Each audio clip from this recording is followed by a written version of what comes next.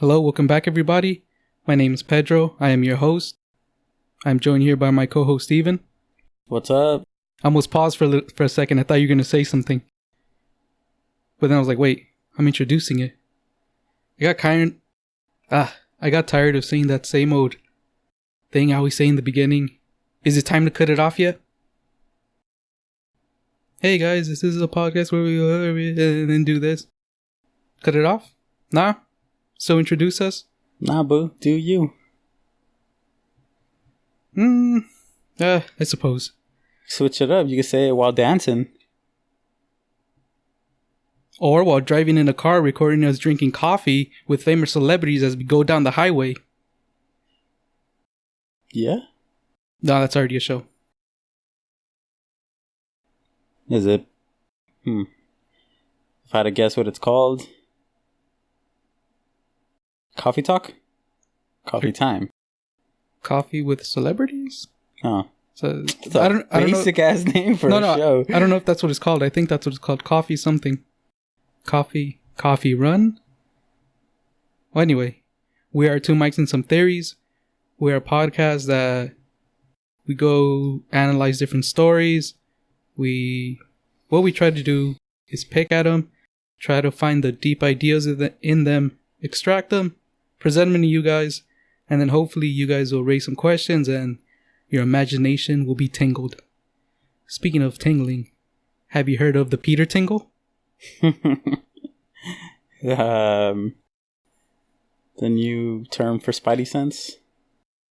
Well, today we have a special episode, because every episode we do a special, and we are FOS. Friends of Spider-Man. Oh, that's right.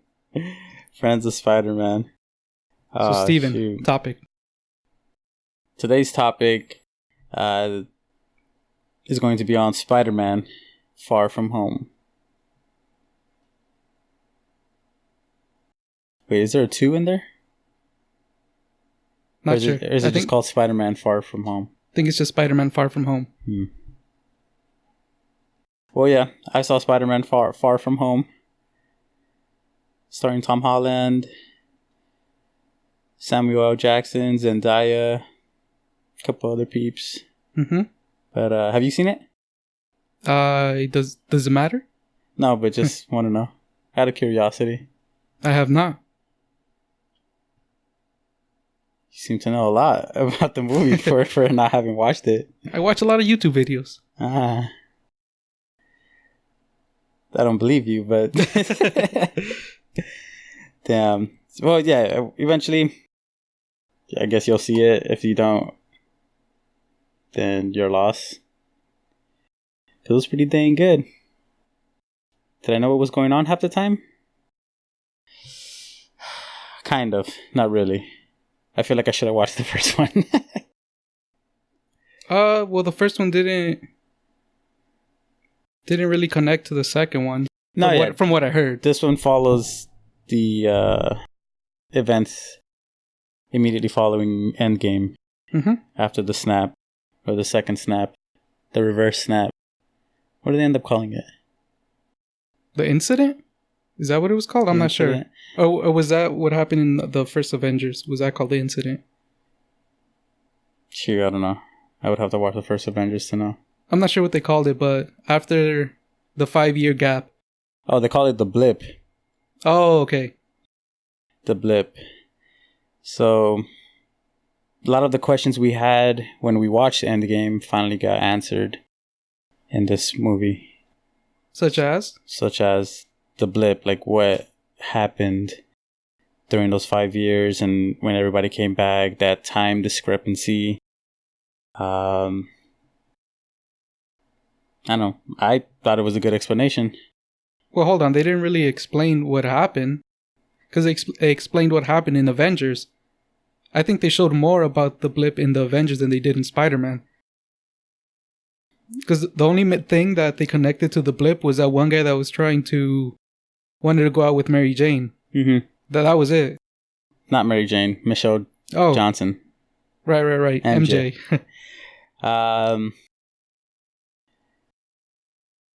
I guess the better way to say would be the better thing to say is that they kind of gave a better explanation on how on the aftermath of the blip. All right, what was the explanation? That for the people that disappeared during the blip and they were gone for 5 years and then they magically just came back, it's like to them time hasn't passed. It was just like if they blinked. Mm-hmm. And for those that didn't disappear during the blip, they actually lived, their lives throughout those 5 years.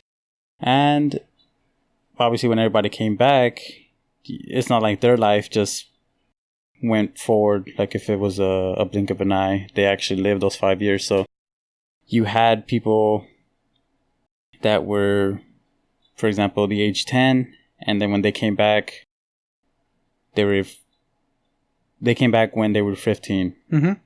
So it's kind of, I don't know. I saw a lot of people, I guess, complaining when the new Spider-Man trailer came out. They were like, "Oh, how is he gonna go back to school? It's been 5 years and all that." And I thought the explanation they gave on why he's obviously going back to school, it made sense. I was okay with it. I wasn't mad at it. But wait, what was it? Well, they came back. They're the same age.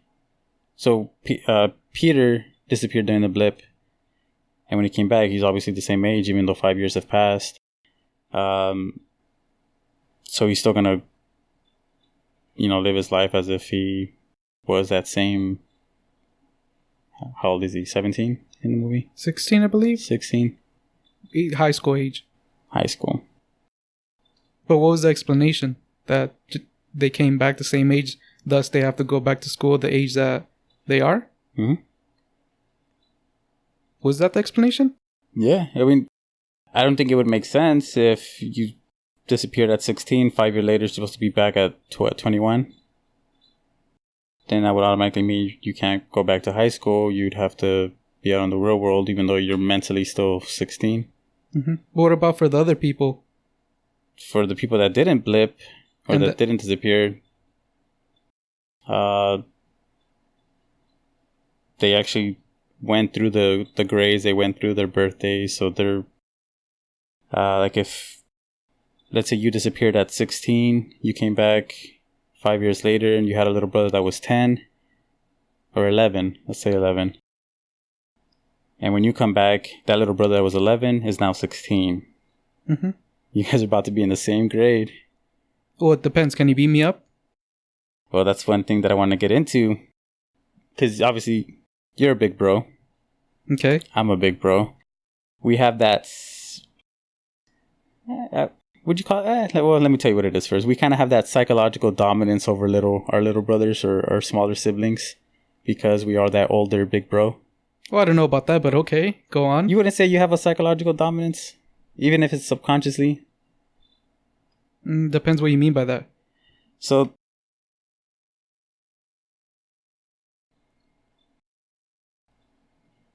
well, yeah, basically our siblings look up to us. But is that a dominance? Because you said psychological dominance. Yeah, there's this dynamic where you are basically being the older brother or older sister, you have this thing where your siblings look up to you. They try to copy what you do. They are directly influenced by a lot of things growing up. But is that a dominance? You said psychological dominance. Yeah, it could be a dominant. What is a dominance? A psychological dominance? What does that mean? Because you're just kind of saying the word, but I don't know what you mean by it. You said looking up, so psychological dominance means they look up to me? Not physically. That's if you were physically taller than them and they had to look up to talk to you. But in a psychological sense, as in you're the one that runs shit still. Okay. So I still don't know what that means, that I'm in charge. Yeah. I feel like you're throwing out these like vague things and this nice psychological dominance word. But it sounds nice, doesn't it? Yeah, but I don't know what you mean. Okay, so what I'm saying is, I guess I can give you examples. Because it could mean... No, I don't want examples. Tell me what you mean. Because I can say... Actually, I'm not even going to try to give you any answers. Because I could think of like 5 different things that it could mean. And they're all different. And some of them are more positive and some of them are more negative. True. But I guess what I was saying in the term... I guess the way I'm using dominance is... so like say... You're trying to... You have one TV in your household, and it's just you and your brother. You're the older brother. You dictate what channel you're gonna watch, and if the little brother tries to stand up to you, it's kind of a lost cause because you have this like subconscious feeling that, damn, that's my big brother. There's no way I can overcome him because he's older than me. Like, even though you guys might physically be built the same height, same weight, both might have the same type of skills and abilities. Just because you are the older brother, you are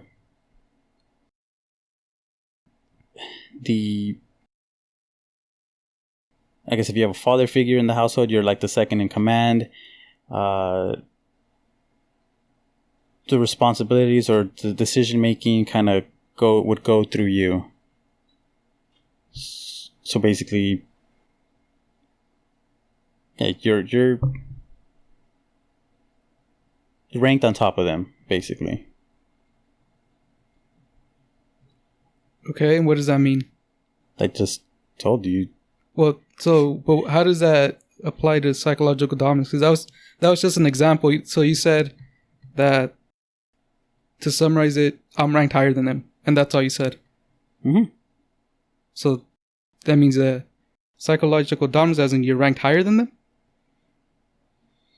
Because then there was also a lot of assumptions. That would assume that I'm the second in command. That would assume that my brother looks up to me. That would assume that they look up to me, that I am the second in command. And that's already 2 big assumptions. Because I might not be, and they might not look up to me.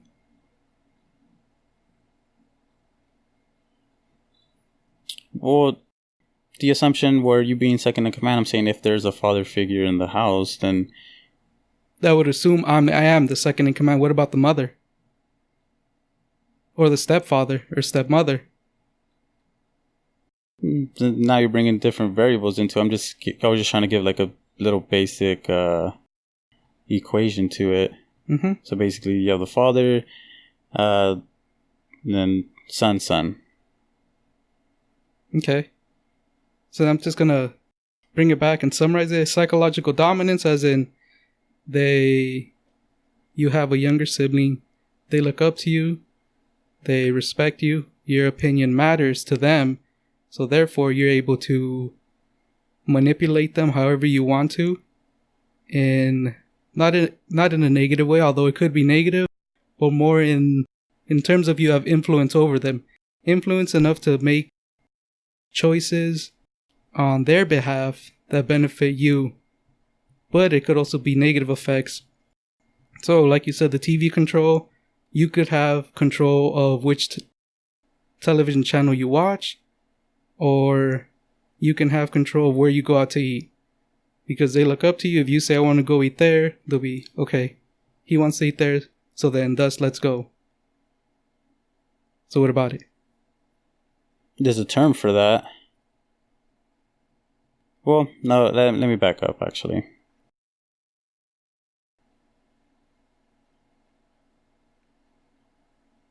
Yeah, this episode, I'm going to break apart all your week after week. I hear you make these super vague statements and I have no idea what they mean. Because then I get like 10 questions in my head, but no more. I want answers to these vague questions. Okay. All right. So, I guess what I was trying to bring into the conversation in Spider-Man, they're having to deal with all the aftermath with the blip. In the movie, people are coping with, having to readjust to life, in case, a spouse lost their loved one during the snap, and then, they moved on with their life. Maybe they found somebody new, and then the husband comes back, and there's this whole big ordeal that they have to deal with. There's, I guess what I would say with the people that are angry that maybe a loved one didn't come back, and they're saying, well, why couldn't mine come back? Maybe they died right before the snap, and they didn't qualify to be brought back. But if they died, wouldn't they have found out? Because after the people that got blip disappeared, and the people that died as an effect of the blip because traffic was stopped, freeways were stopped, airplanes might have stopped, all the different modes of transportation, anything that runs a city or a small suburb or a farm town, everything stopped. I shouldn't say stop. Everything went into chaos because people handling different machines disappeared. So it could have caused different deaths. And the people that died because of that, maybe they were discovered. And if they were discovered, then the loved one found out. And if they didn't, then I would assume they find out after the blip that either they're going to come back. And if they don't come back, they either ran away or they actually died or disappeared. I guess it's either one of those. So I guess they wouldn't really know until that person actually reached out. Just like Ant-Man. He didn't really blip away. He was in the quantum realm. Right. He was. Would it be considered a wormhole? Quantum realm was what they used. Let's just go with that. He was in the quantum realm. Yeah, I have no. I did not follow anything you said right now. I was just trying to say, like, if, let's say, you were unfortunate to get into a. Now let's go with what you said. Okay. Basically, yeah, they're dealing with the aftermath. Everyone returns to school. Obviously, they're back from the back home from their summer break or winter break. I don't actually know when the movie took place. But they're having to deal with kids that were 5 years younger are now in the same grade as them. But they have to kind of, what's it called? Okay, so in the movie, you have Peter, you have his best friend, you have MJ getting ready to go on this trip to Europe.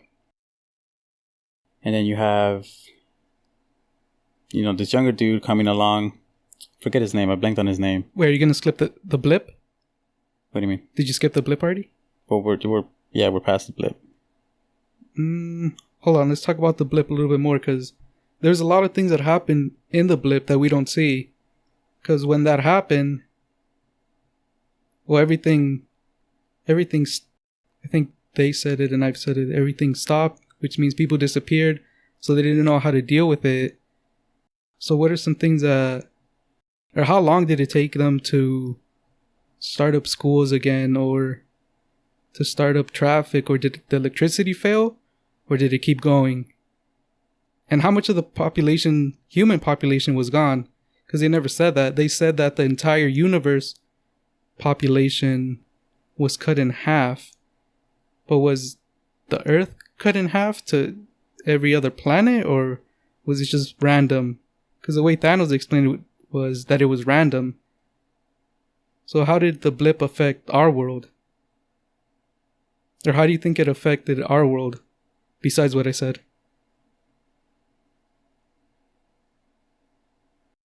I think it would affect it like any natural disaster. Would this be a natural disaster? It would, right? Yeah. So they've basically have realized, okay, what just happened? A bunch of people just disappeared right before our eyes. Then there'd be that panic. There'd be people trying to figure out what happened. But then for the people that aren't on the case trying to figure out what happened, they, if they're mourning or if they're trying to figure out what to do next, they're going to obviously keep on doing what they're doing. Would there be looters who go into stores and start robbing? Electronic stores seem to be very popular. Maybe even banks. Would that be a good opportunity to rob a bank? Yeah, why not? Well, because then it would depend on who disappeared in the bank. Because no one could have disappeared. Because it's a big gamble. If I was a criminal and the blip just happened and I realized what just happened, I would probably take advantage and want to steal something valuable to maximize my profit during this little chaos. It's like a little window that opens for criminals. Yep. But that depends if they... Because they can either say, I'm going to maximize my profit, or I should probably check on my family. If they have family, or... I don't know, it would depend on the person. If they wanted to take something or do something, that would probably be the time to do it. If you were a serial killer, that would probably be the time to kill someone. To go on a little rampage. Who would know? If you just kidnapped a whole bunch of people, just murdered them. Blame it on the blip.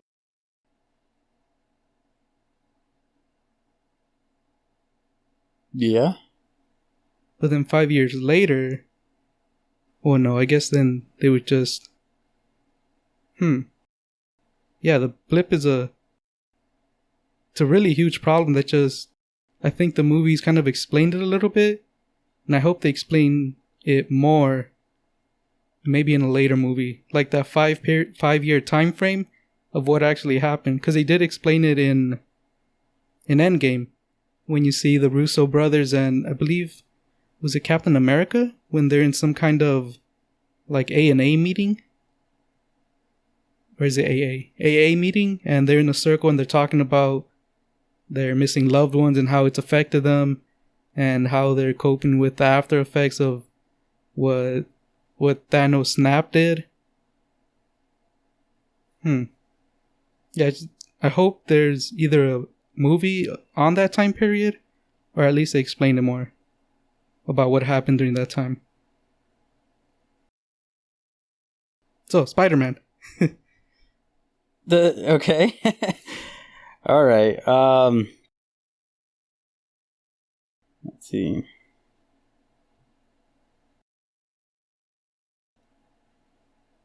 Wait, Mary Jane, they're on summer vacation, or they're going to Europe, and it's Peter Parker, MJ, and then you said something about the kid who... I don't remember his name. The one that's trying to go out with MJ. Mm-hmm. And then you were going to say something about him, I think. Oh, yeah. So basically that little trio, Zendaya, Peter's best friend, Happy. I think his name's Happy. Wait. Peter's... Happy is Peter's... The person that works for S.H.I.E.L.D. The one that wants to go out with Peter's mom. Sorry. Aunt. That's so Happy. Who's his friend? What's his friend's name? I'm not sure. I think his real name is it Jacob? The chunky... His chunky best friend. I don't remember his character name. I don't remember his character name either. I think his real name is Jacob? I'm not sure. But I know you're talking... Peter's best friend. Peter's best friend, Zendaya, MJ, and Peter, they all blipped. When they came back, they're the same age, same grade, everything. And then you have a younger dude who was a kid when the blip happened. And then 5 years later, he comes back and he basically had his growth spurt. He is... I guess you could say he developed quite nicely. Like he's supposed to portray like this like a young, I guess you can call him a jock type character, even though we don't see that he plays a sport or anything, but he's like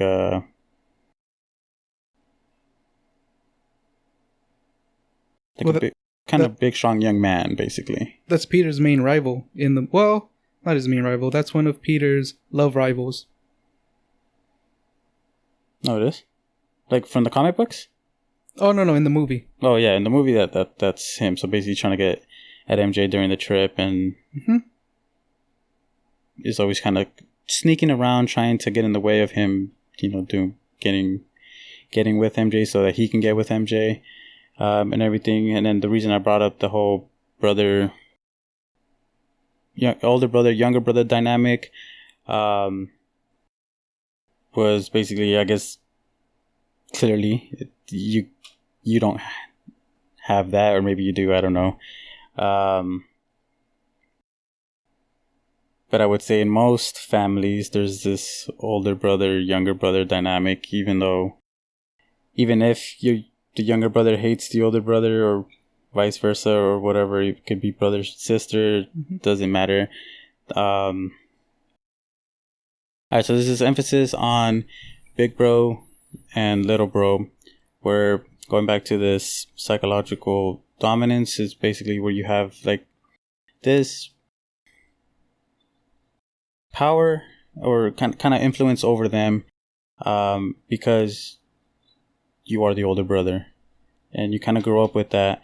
I know I had it growing up with two younger brothers, and then when I got introduced to a older brother around like age 12, I think that's when I met my older brother, then that's when I kind of had the opposite effect on me, where I was really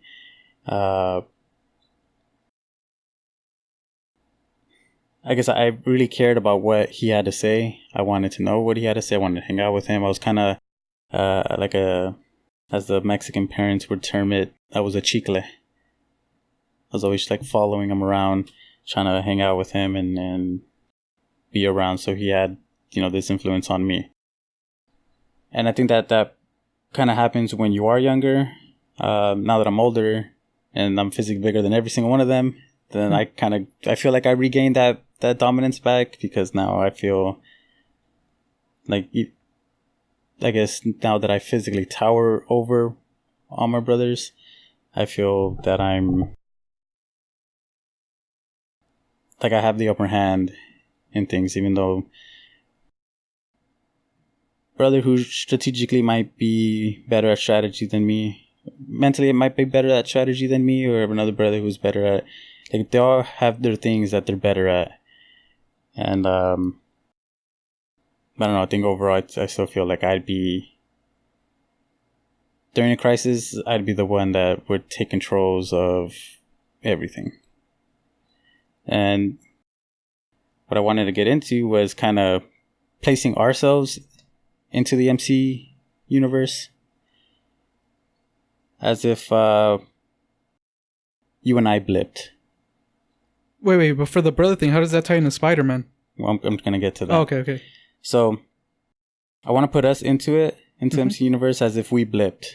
Thanos snapped, and you and I, filming this podcast, we just started to fucking disappear. We come back, snap right back into our same places or whatever, and then only to find out that 5 years have passed. You have your little brothers are now older than you. My little brothers are older than me, and granted, we're not the same age. I'm saying, like, if we were doing this back when we were 16. So now we have younger brothers that are technically older than us now. So I wanted to see how it would. I want to talk about how it would like change things for us. So psychologically, obviously mentally, but going to school and going on with just our everyday lives. So I wanted to hear your thoughts on that. I wonder if you're physically bigger than your brother and you're younger, do you look up to him? If you're, and not you or me, if there's a kid who's 15 and his brother's 14, but the 15-year-old is 5'5" and chunky. Let's make him chunky. And the other one is 6'3" and in shape and let's say ripped. Would he look up to the older brother?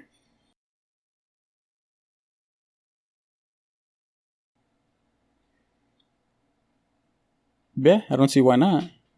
Actually, I do see why he wouldn't, obviously, because, he's physically bigger. He could physically exert, dominance over him. Going back to, the TV example, it's a lot easier for the bigger dude to snatch away the controller. But in terms where he's at mentally, I don't know. Because that's what you said. When you met your brother, you were younger but bigger than him. So you didn't. Now I'm bigger than him. So now it's different. Now I feel I exert that over him. And I think a lot of that psychological... And then I think a lot of the control you have when you're older is because you're bigger. Because you're able to... What's a word? I was going to say punk on your younger brother, but... what's another word? You can place physical... Not harm. Control. You have physical control over them because you're bigger. And with physical control comes mental control. As in... Here, try to change you can change the control if you can take this controller away from me. Because if we did blip and I came back and I was still bigger than my brother, he was older, but I was still bigger, then it would be like nothing changed. Well, shouldn't say that. It would be like the how we interact in the house wouldn't change much in terms of who was in control. Mm-hmm. Well, obviously, he's older. He's a different person, so it's like I'm getting to know a stranger. But when we get that control, if I'm bigger, you want to change the channel? Take this control if you can. But if the opposite happened and he's bigger now and I'm smaller, well, he's in charge now. So what if you guys end up meeting at the same height? Then I think we would fight for control. For who's in control of that controller. You don't feel you'd have a some conscious what's it called? Advantage over him just because you're the bigger brother? And that's assuming he already blipped and he's older now. But I was born first. Yeah, assuming you blipped and now he's back. And technically he's older than you in age. But you guys are the same height, same build, same everything. No, I don't think I would know how to feel because I probably wouldn't understand it. And he would technically be older. I would always have that in my head that, yes, I was born first. But he is older. So I wouldn't know. It would be a struggle with, yeah, I'm older, but technically I'm not. Or I was born first, but he's older. So am I the one in charge now? Or is he? Then we would have to fight for it. Not physically fight. Actually, maybe physically fight, but more of kind of little things here and there to see who would get control over things. Who gets if there was a bunk bed, I don't even know why the top bunk bed is better. I personally prefer the bottom one. But let's say the top one, we both wanted the top one.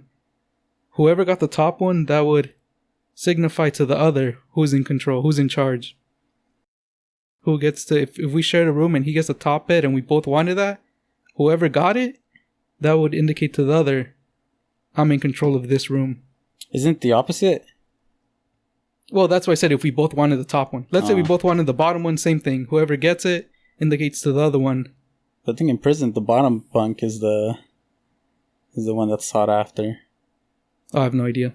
And I think growing up, I think I wanted the bottom bunk.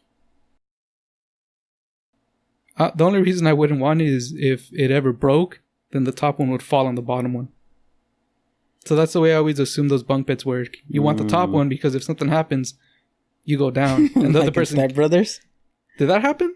Oh, yeah. But they put 2 regular beds like this together. Oh, hell no.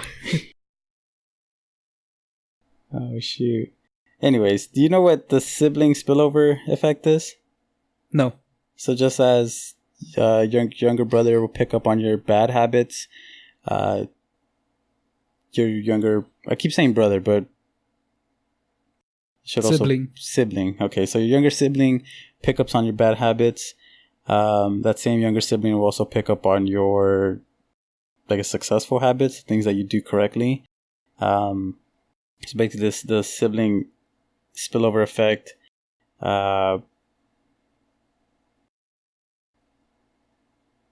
is basically an older sibling can act as a positive role model when their younger siblings and help them with like homework, academic advice, and it's especially true with children that with backgrounds where their parents suffer from language barriers, access to information, which makes the firstborn basically invest more of their time with the younger sibling, and has like a ripple effect in the development of the younger sibling. So they this article that I read, they give examples of like if you smoked growing up, your younger sibling has a bigger chance of picking up that smoking habit with you. If you were a female, you got pregnant while you were young, your younger, in this case, sister, is 5 times more likely to also get pregnant very young. Those are the bad habits. But if the younger sibling constantly sees you doing your homework, they pick up on that. It's all basically your tendencies. So your siblings are influenced more than the parents. Have more influence than the parents do, in this case. And with Spider-Man, you're seeing the younger siblings kind of have this overlap with everyone that blipped. Wait, which younger siblings? Well, because we don't see any younger siblings. Yeah. Hypothetically, younger siblings are kind of going to have this overlap in the same timeline as Spider-Man with this blip, right? Even though Peter and his best friend MJ don't necessarily have siblings, but maybe other characters do, or because they're obviously not the only 3 in the movie. Yeah, all right. So the situation in that world. So it all, I don't know. I was while I was watching it, that's all I kept thinking about. I was like, damn, all this is happening, and I just kept thinking about this overlap with younger siblings and older siblings and how everything's going to change. And I don't know, I just thought this sibling spillover effect was pretty interesting. But yeah, I don't know what the fuck I'm talking about today. Actually, I did, and then... But then how would the sibling, the whole younger sibling looking up to the older one, how does that work? Because we were talking about control, you said psychological dominance, but I think you were assuming it was a brother to brother. What if it's a brother to sister? And what if if you blipped and you had a younger sister, now she's older? Because we were only talking about brother to brother. Or sister to sister. How does that change? Since you're a guy, are you still the man of the house? Because you're the... And let's say it was just one brother, one sister, and the older brother blipped. Now the younger sister is older. So, did the younger brother lose any control? Or the older brother lose control if he's still the man of the house, as they say? Yes. He lost control? He would lose control. There's a lot of situations that I've seen where the older sister kind of takes that position as like the head of the family. Okay. So, and in that situation, it's different. The whole physically bigger aspect, I don't think it matters with brother sister. At that point, if the younger sister turns out to be older and takes the position as, head of the family or whatever, and then the then older brother, now younger brother, comes back from the blip, and he's still physically bigger than her. I think in that situation, the physicality of it doesn't matter. It's all the now older sister's mindset of it. So why doesn't that work for the guy? Why can't you just say, now that's the younger brother's mindset?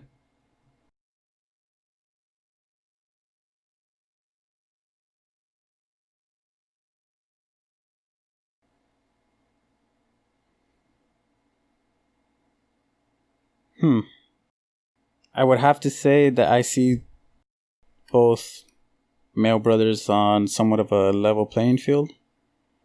Whereas, I guess you could say that the other way around too.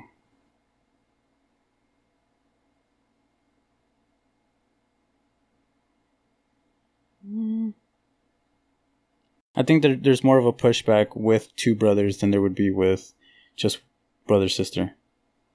Just because I don't think there's any limitations when it's brother-brother. There'd be a limitation in you can't be physically harmful to your sister. You're I would assume you grow up being taught like, oh, you can't hit girls, you can't, like, they're a lot more fragile, built more fragile than you were being a male. So I think that would have something to do with it, where you won't be able to push back as you would if it was if you were going against a then younger brother. So that would be a limitation.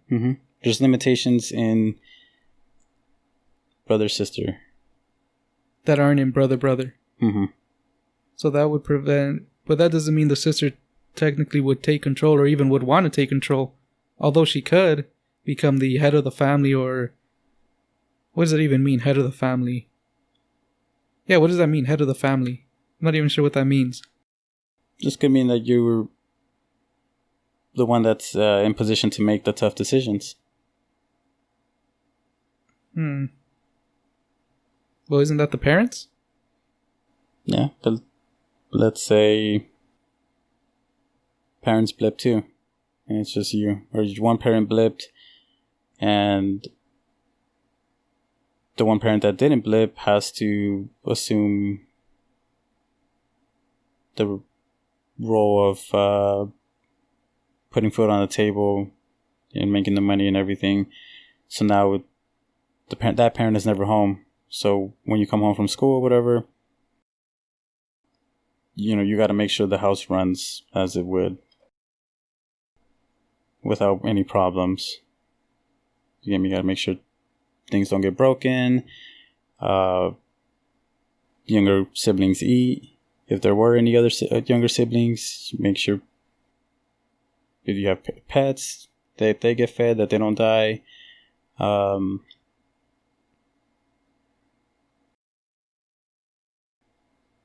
So I don't see why actually, yeah, you're right. The younger sibling might not want to become part of the family or head of the family. But don't you think in that time of crisis, she would have that, like, her duty to do so? Like, it would be her duty to kind of step up?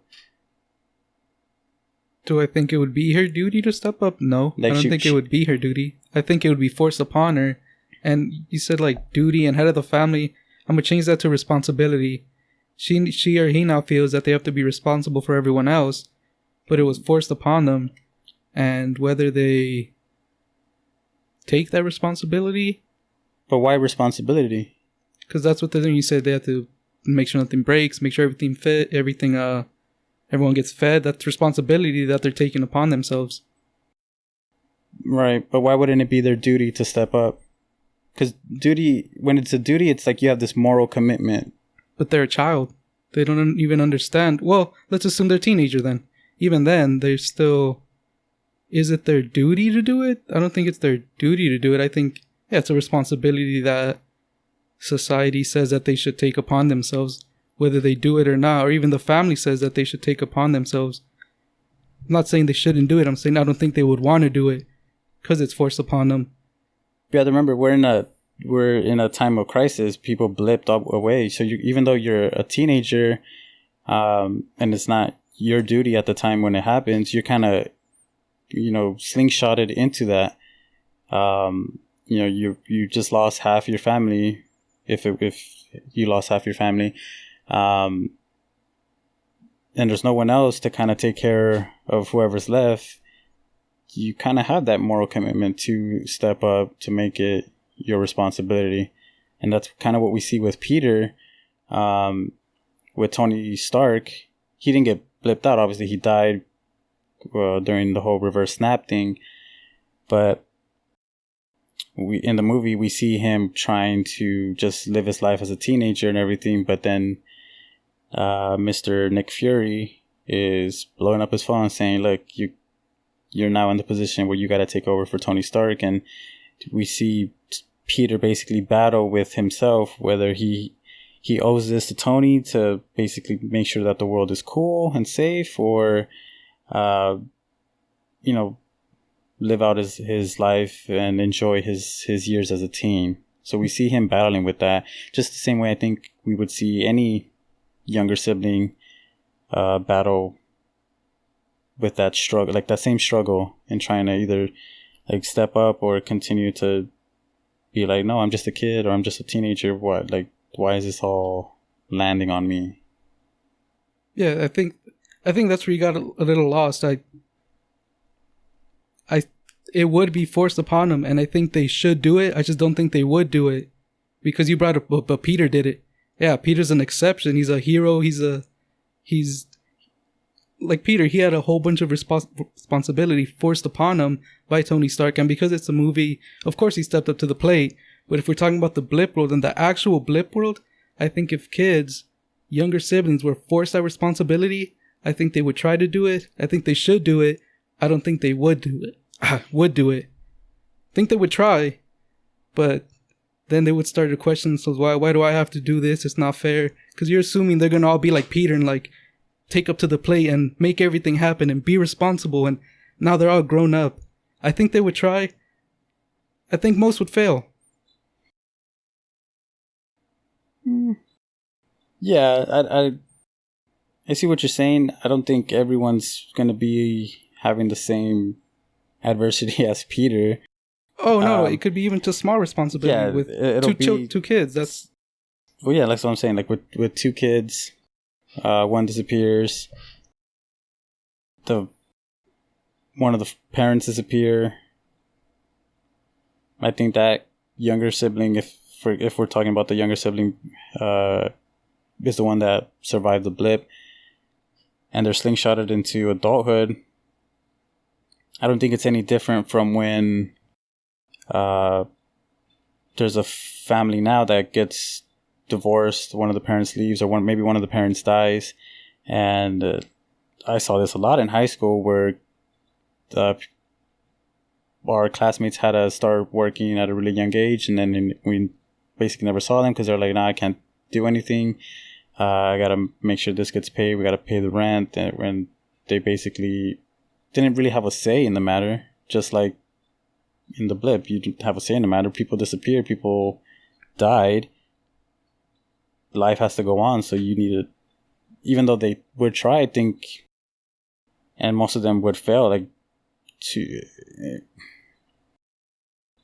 in terms of success, like compared to Peter's success, yeah, a lot of them were gonna fail. They're not gonna be like they're not gonna be great at it, but I still think they'll be doing it every single day until they figured it out. Because you mentioned adulthood, and they didn't really become adults. The classmates that they took up one responsibility to get a job, so they took up one thing to do. In the Blip, they're taking up multiple things. Their parents disappeared, people left, and they're not going to do everything on their own. I think they would take on a responsibility. They would look for someone to help them. Mm-hmm. So again, they still wouldn't be doing that much. I think that's more of a probable thing that they would do. The younger sibling would search out for someone to help him. He's not going to now get a job and have all these payments and know how taxes work, and he wouldn't be thrown into adulthood at all. He would just take up some responsibilities, and I think more likely he would look for a family member to take him or her under their wing. So I think that's where our definitions of adulthood are different.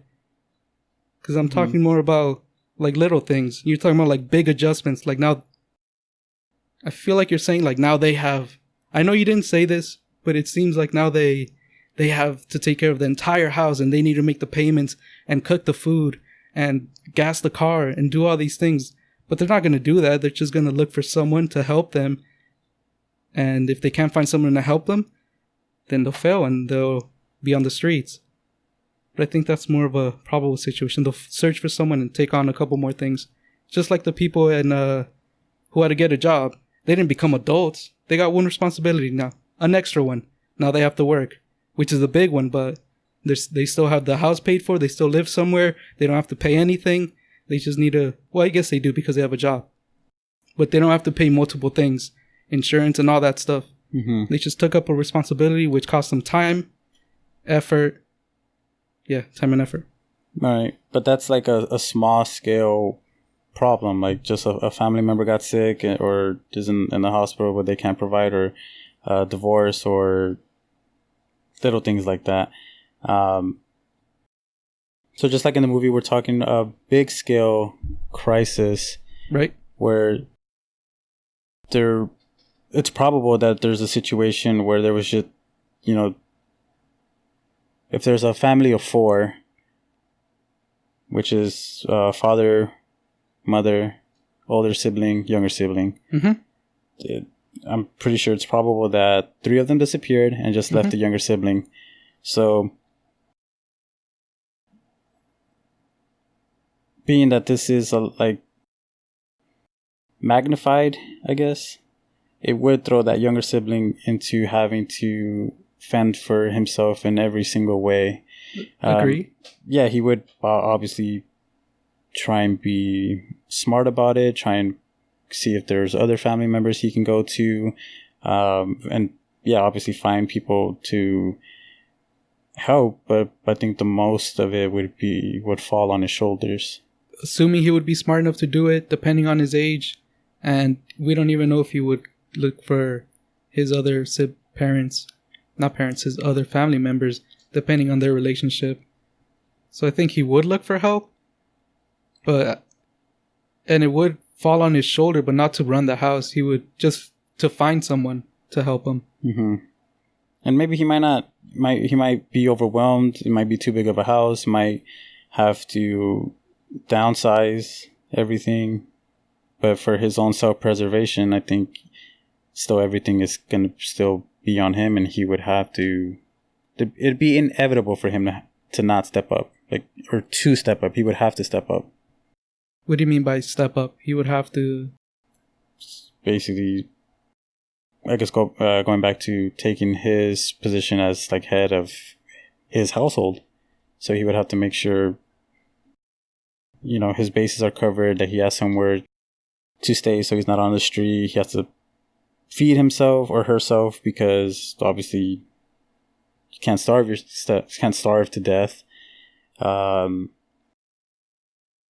do you do that? Maybe he has to get a job. Maybe, what's left of the government provides some type of aid. He might figure out how to take advantage of. But when you said getting a job, that's assuming that everything's still running and he can just go out and get a job now. That's why I really want to know more about that 5-year period, because what happened? How long?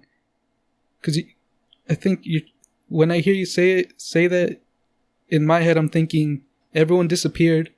Now the next day he has to send out his resume. No, obviously that's not. I know that's not what you said, but that's how I'm picturing it. Mm-hmm. And I know maybe everything wasn't working until a year later, maybe 2 years later, maybe even 3 years later, that's when everything was back up and running. So we don't really know because we don't know what happened in that 5-year period. So I really want to know more about it. But that child would get he would have to start with his basic needs, which would be food and water. Then I believe it's shelter. Then I think it's relationships. Relationships are third or fourth, and at the top is creativity of Maslow's basic hierarchy of needs.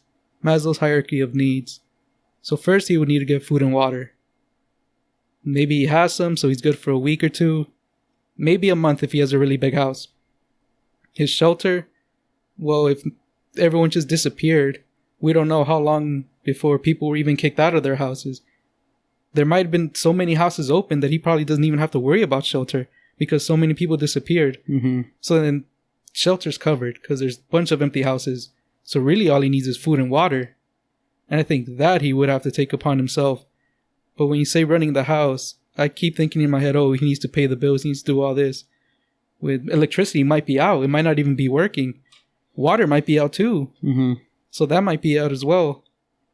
And maybe it's not. Maybe it's still going. So then he doesn't have to worry about water and power. So then all he needs is food. So all he needs to do is get food, and grocery stores might be open since there's so many people disappear. At the very moment of the like when the snap first happens, and yeah, that's all you have to worry about. But once, 2-3 years start to go by, just like it did in the Marvel universe, and things start to go back to normal. Because obviously, once the snap happens, like if the snap happened right now, this very second, and you and I are the only ones left in this studio. But we're not children either. We're a lot older now. True, but let's say it did happen, whether or not we're children or adults, right? Like how we are now. Well, that would be different if it was a child or an adult. It's completely different for both of them. Yeah, but what I'm trying to focus on right now is like if we left right now after the snap just happened, there'd be a lot of chaos. It'd be impossible for me to get to my house because there's going to be just random cars in the middle of the street with nobody in them. I would literally have to just find a motorcycle, find a bike. Oh, you good? I got one right there. to get home. But by the time things went back to status quo and order was, maintained, I guess. Not maintained. Order was reestablished. Reestablished. There you go. I don't know why the word I couldn't come up with it right now, but until order is reestablished, I think the only thing you would have to be fending for is your self-preservation. Yeah. So it wouldn't be until like 2 years from now where you would really have to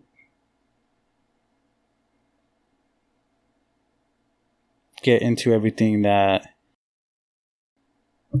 like I was saying, you got catapulted into.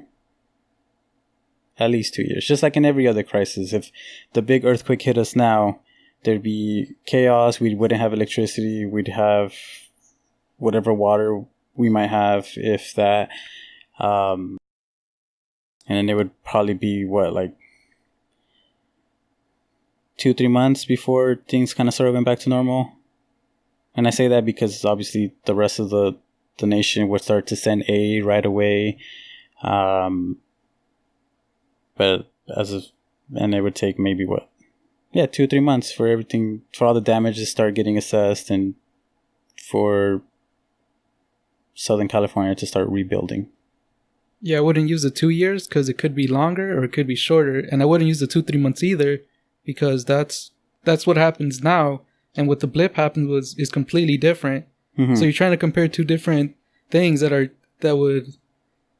even like similar. It would be more, if you compared an earthquake and a tsunami, that would be more comparable because they're similar situations and all the people are still there and now they're sending in help. But when the blip would happen, we don't know if they would send help. Half the population is gone. They might not even send help. I would hope that they would set up certain locations, certain gyms where children could go and they would have food and shelter, and they could probably, maybe someone could adopt them, some parent could take them in. But even then, even like our regular adoption process is super intense. So I would assume that that one would be even more rigorous for a random family to take in a child. I think if a child knew their neighbor and their neighbor was still there, I think it'd be more likely that the child went to the neighbor or to another family member. So we don't even... Well, from what I'm saying, with like the 2-3 years, and in terms of the blip, I would say 2-3 years, because in the actual Marvel universe, there's that 5-year span. Oh, right. And we see, before they start battling and trying to before coming up with their plan to combat Thanos, we see a small glimpse of how they're living their life, how Scarlet's like just not taking care of herself. Who's the one that's running those meetings? I believe it's Captain America. Captain America's running those coping meetings, and everything. And so I would have to say around 2 or 3 years time is when when people just started living their life. Wait, where'd you get that? That's a really specific number. Where'd you get that number from? Because you said Captain... What about Widow and Captain America? How did you get 2-3 years? Yeah, I guess kind of using context clues. It wouldn't necessarily be status quo the day after, not even a month after. I would find it really hard that everything went back to normal a year after. Well, why 2-3 years? And what context clues did you use?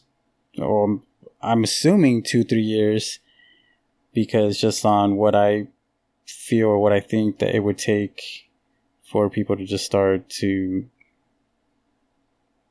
living their lives as normally as they possibly could. 24 months is what I feel it would take. Again, I don't know. I don't have any experience in managing crisis. I haven't actually lived through a real crisis, so I don't know really what it's gonna be like. I'm just gauging my estimate based on half the world being gone, and then what we actually saw in the movie with 5 years time. Okay. So I don't think it would take the world 5 years to get up to speed, because when we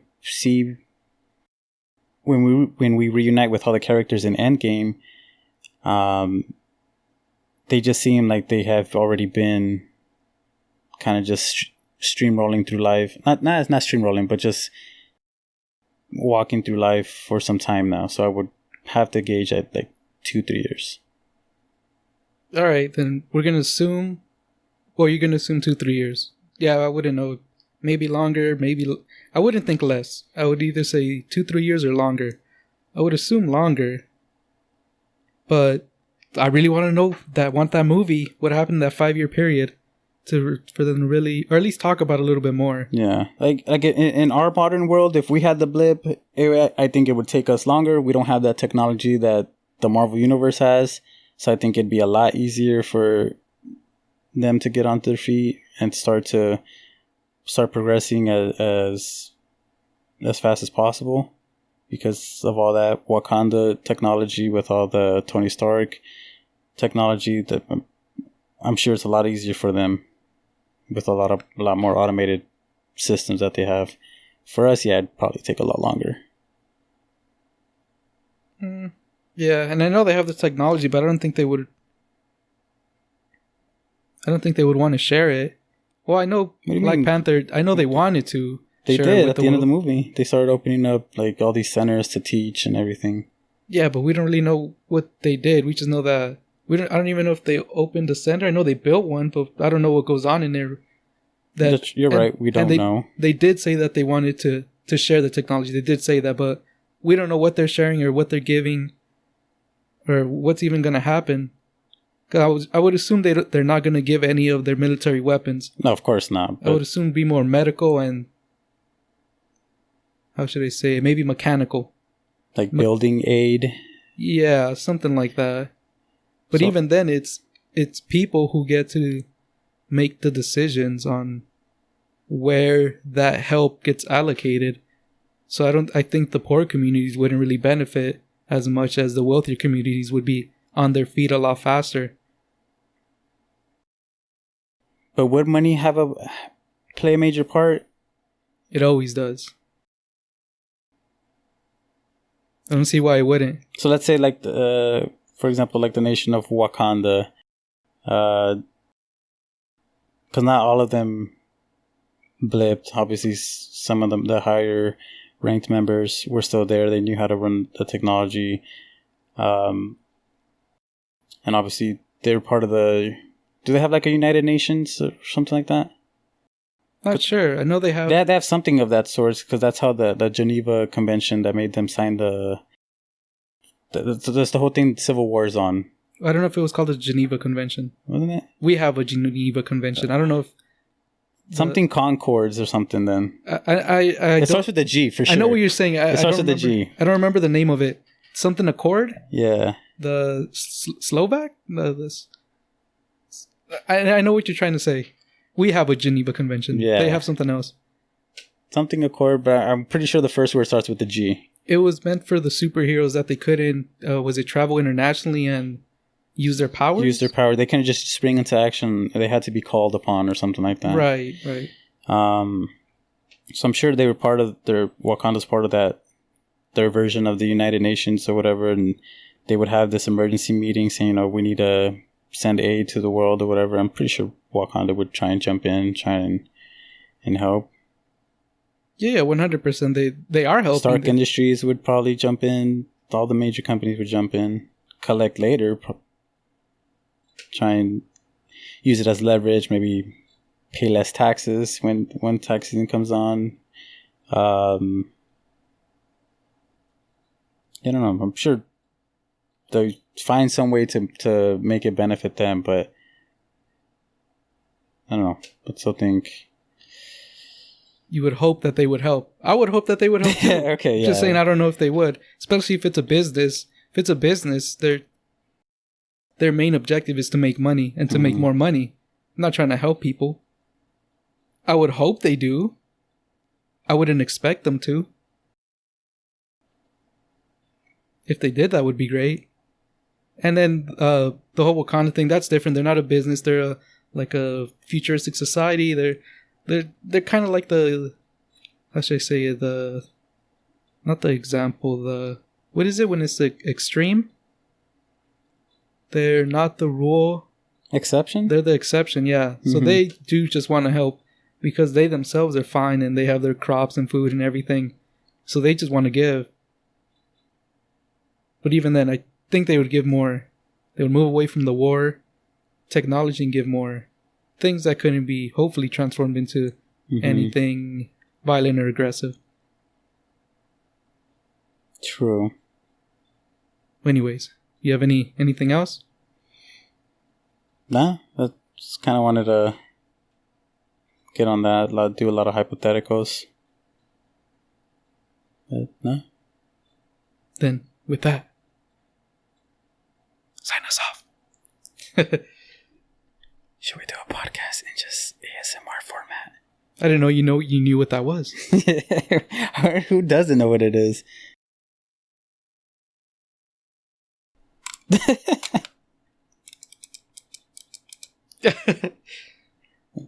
I'm sure a lot of people don't know what ASMR is.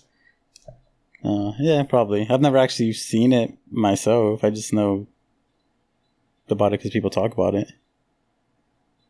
But it's just another video. With that, sign us off. Alright guys, thanks so much for watching or listening. If you're just listening, we really appreciate all the help and support. Please like, subscribe, comment, share. Let us know if we missed anything you want to add. We're open to suggestions. But yeah, thanks so much for listening. We'll be back next week with another episode. My name is Steven. This is Pedro. We're Two Mics and Some Theories. Peace.